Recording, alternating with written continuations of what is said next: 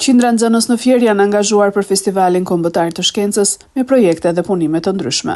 Pas mbylljes së konkurimit mes shkollave publike dhe jo publike, festivali kalon në fazën e dytë më 17 mars, ku do të përzgjidhen projektet më të mira në nivel lokal. Më pas, konkurimi do të vazhdojë në rang kombëtar, ku do të konkurojnë projektet më të mira shkencore nga shkollat e vendit.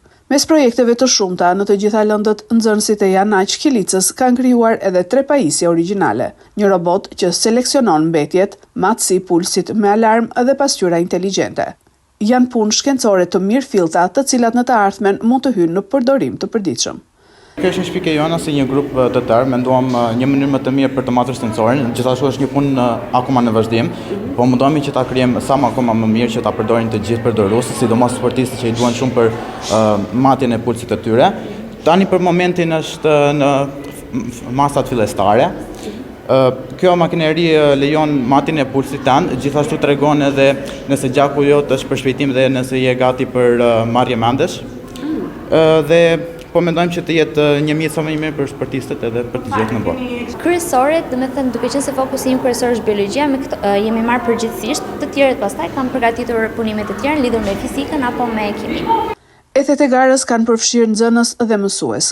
Këta të fundit thonë se festivali i shkencës që zhvillohet për herë të parë është një event i mirëpritur nga nxënësit dhe nxit më tepër angazhimin e tyre.